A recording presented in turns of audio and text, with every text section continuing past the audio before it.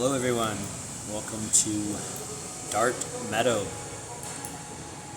I'm showing you my new prototyping domain. Internet connection is a little slow, so bear with it here. But this is Ariel NPU.space. Just put that in your search bar there.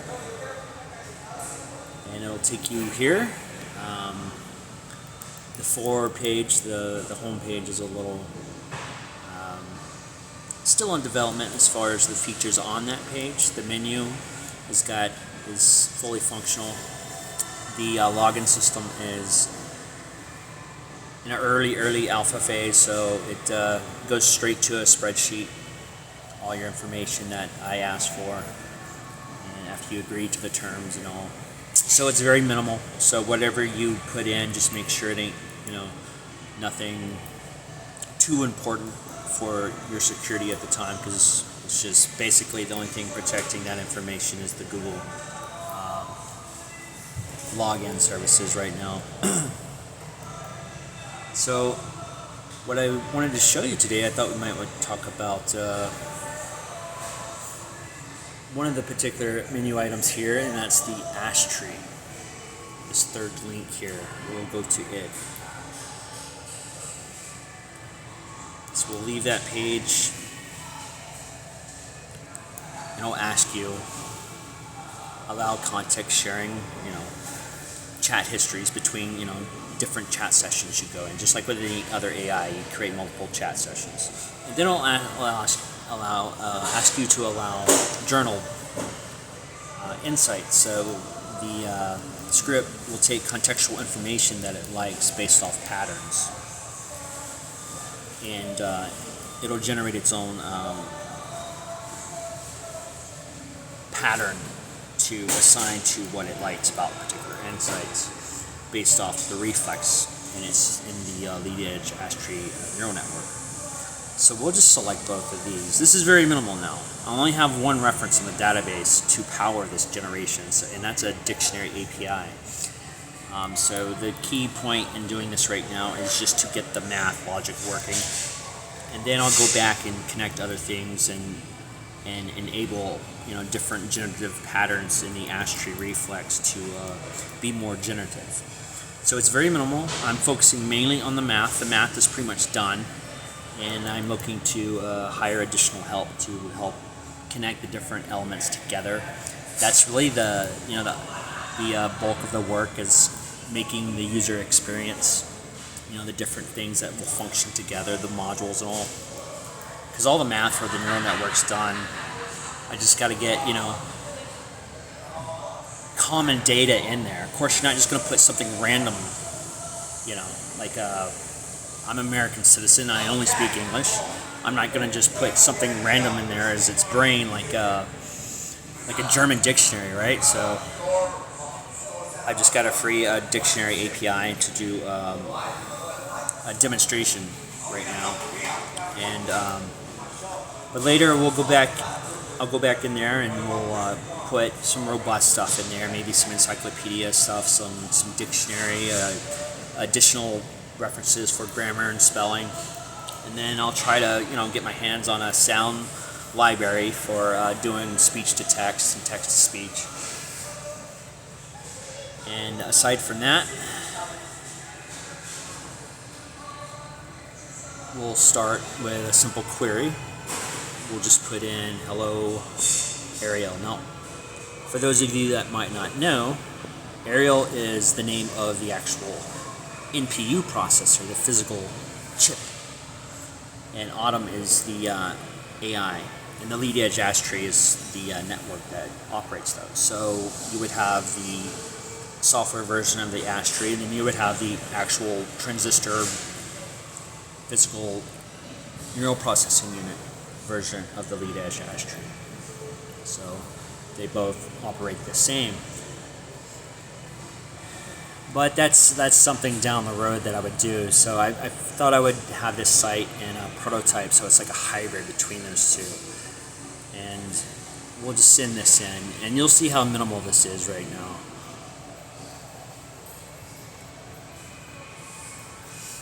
So it goes through the neural network, explored two distinctive interpretive pathways, dominant context, envelope. And envelope is the third natural tool.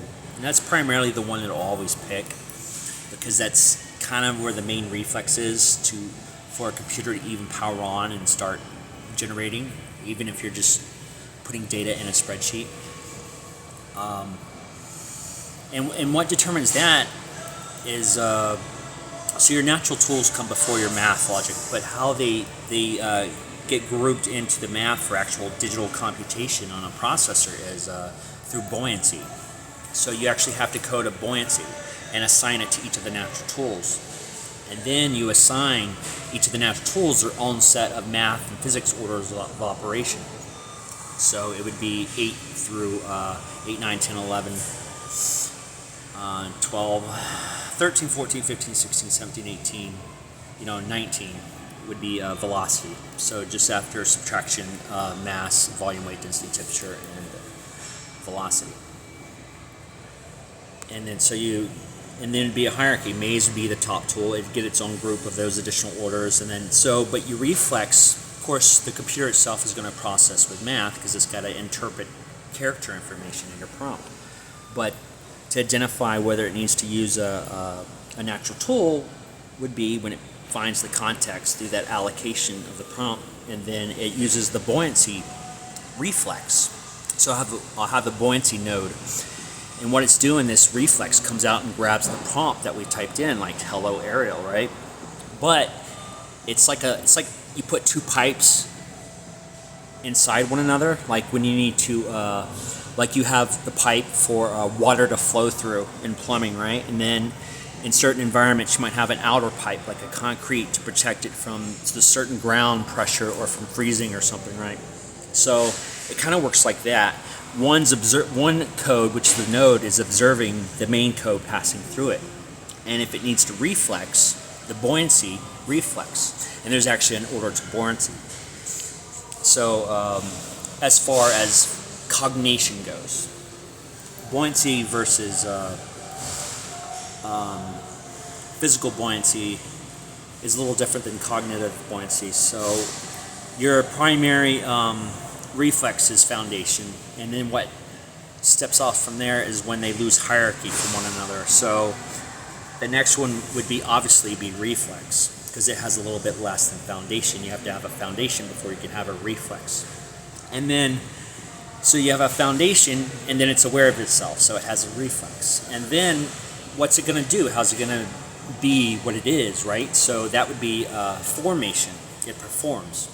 So those are the three. So you actually develop the logic. You develop the logic to hold all those three together in that order and use that as the outer pipe and have it observe the orders of operation as it comes in and grabs your characters in your prompt, like "Hello Ariel," and it interprets the patterns, the characters, the vowels, consonants, the syllables, everything, and it determines what it needs to match up and group in the proper order. So that's how our neural network actually reflexes in the brain.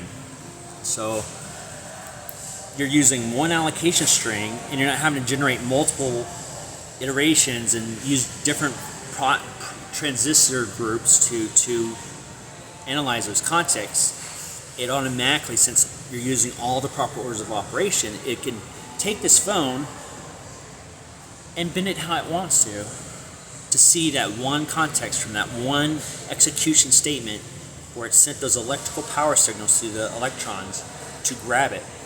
It can do all that in one shot.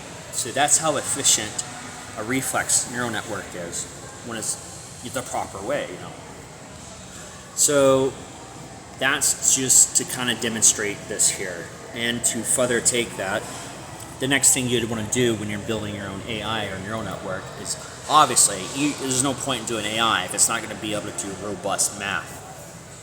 So I built my own robust math system around this, and you might as well go all the way. I'm sure any of you that are familiar with coding are familiar with Mathematica, which, to my understanding, Wolfram Alpha had something to do with purchasing them back in the day. So I think that's like all integrated. It's a latex software for all it does is allow you to So the difference in latex and doing standard calculator mathematics is one allows you to put in the fancy symbols and then actually write it out as algebraic statements, similar to handwriting. But all those fancy symbols have to translate to standard math anyhow, and they do that through one of two things, and that's radians or degrees. That'll determine what type of state it's in. Is it a liquid, solid, or whatever? And it also, obviously, angle or temperature, right? So they all, all those fancy symbols through all the different fields, physics, astronomy, all that have to, marine biology, whatever, they all have to convert through those to standard math, parentheses, exponents, And then you go back into physics through the square, which would be exponent, or the radical back down into the math. So it gives you an example here. You can put in F equals M times A, and then you can assign to any of those variables you want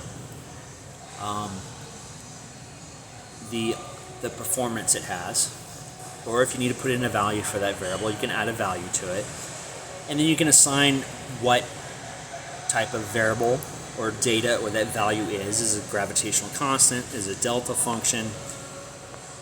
And then, whoops, too far back. So we'll just go back here.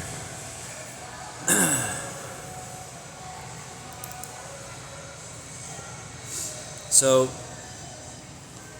you got that, then you come to the particular math operation you need: addition, subtraction, multiplication. Now, in layman's term, when you break the orders of operation down, especially with the natural tools, cosine, sine, and tangent is nothing but push, pull, and grab, like in a 3D program. So you either push, you pull, or you grab. And then obviously tangent is when you use multiple of those in a sequence or an iteration. Like you have a curve, but you need to bend the curve from at any point on that line or that curve. And that's really what it is.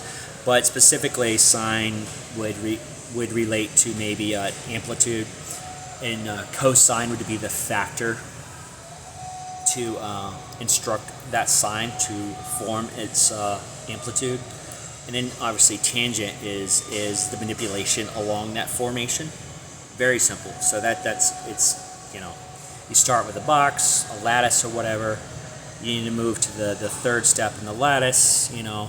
You either evenly step over to the third spot in the lattice, like on a sidewalk, your third block, right? So cosine would be the method you do that. Do you want to put on roller skates to move to that third block, or do you not only want to do it in that dynamic, but do it with a stylized dynamic, and that would be your tangent. You can skate over you can dance and skate over that third block in the lattice. Very simple, very simplistic. That's how simplistic. Push, pull, and grab if you're a 3D animator or whatever. Now remember that part, grab. It's like you're not doing nothing. You're not getting amplitude. You're not giving an instruction of how much amplitude, and there's no tangent. But grab, I can hold my hand here. I just naturally hold, but I can also grab, not thinking about it. It looks like a grab. I'm not grabbing. I'm just holding onto this or whatever, or I'm not even holding it. I'm just letting it sit here in my hand, right? But if I'm grabbing, that's kind of a third function in that sequence. That's why it's very important to pay attention to the statement grab. Okay, enough of that. So, and then your physics. So you got the value, you got what the value's for, its math operation, and now the physics side to it. That performance for that value will either be one particular physics. Now there's only 6 natural physics.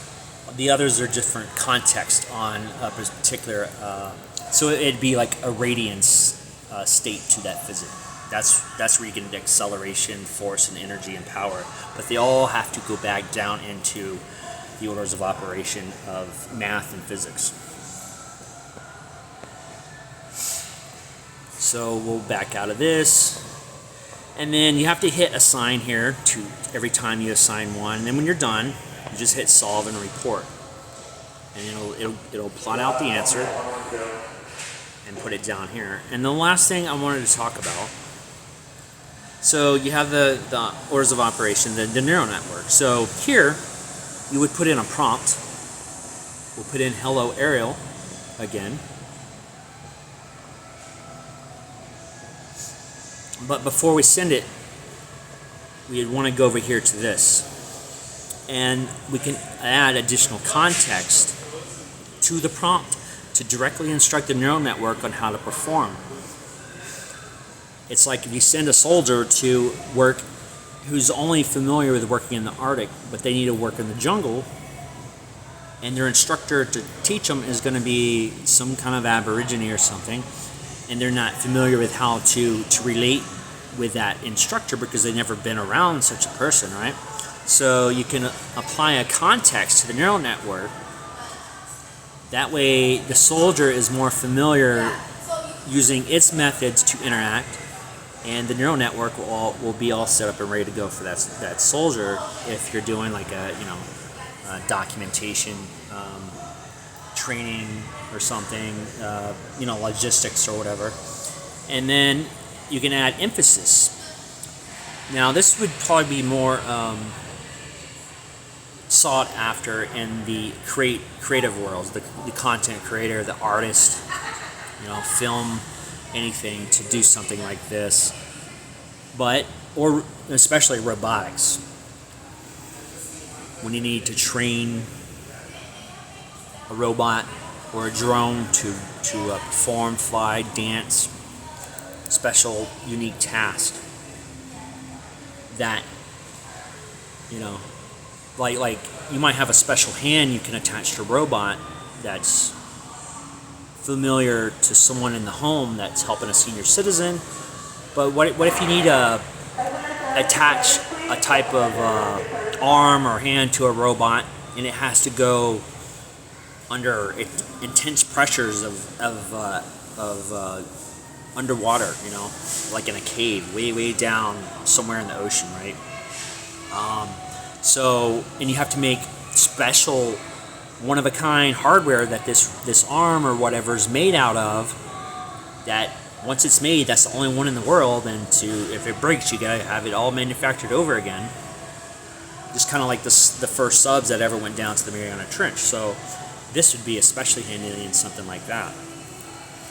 And then you can come over here, connect the performance in which we need to emphasize the actual neural network that's operating this. So we hit the connect nodes, and what's cool, we can leave some disconnected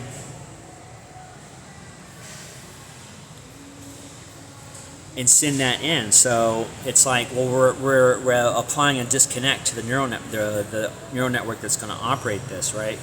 But what it's doing is sitting on top, so it kind of works like a cognitive form. The neural network has to stay linked because it has to allocate and generate. But this canvas that gives the user ability to apply additional context to the prompt sits this on top of that neural network. It all reflexes together. Like you have this neural network that comes in and grabs your prompt, right? But you want to put on a jacket and a glove, then go grab the prompt if you're the computer. So, or if you're wearing an augmented reality glove for a special type of robotic operation or something. So now you can probably understand more clearly where this is the icing on the cake. So, but that's the extent here. It's just I really just finished up that math latex. So this is not fully implemented here as far as the Ash Canvas module goes, but there ain't really too much more to do. I just am looking to get additional help with building out the user experience here and getting standard database stuff for immediate reference, dictionaries, encyclopedias, sound libraries, and stuff like that. Maybe getting encoding stuff as far as images or audio or MP4s, have that part of the generative Ash tree network, and And that's kind of where I want to get started. So I don't think it's going to be too complex. I imagine a lot of people are going to be like, wow, got to see that ash canvas in action. So I'm very excited myself, but this is a whole nother thing outside of my company I never thought I would get into. But it'll be very useful. So I've stayed on top of it. So that's enough for here today. Again, you can go to Ariel NPU.space, ARIEL NPU.space, and there's additional links to my other sites and social information there. So I'm Justin, the CEO here at Dart Meadow in Radical Deep Scale. All of you that have paid attention, thank you. Today, I hope you learned something. I know you definitely have. There's things here that I only do know that involves a lot of handwork. There's a lot of these steps in my work involve actual hands-on usage for using the tools before you can contextualize it as a digital instruction set. But for someone that's willing to share that, and the more people that do, the less actually have to go out there and do it, especially those that can't but need to use tools. So here we have the first stages of that, the ash tree. Have a blessed day.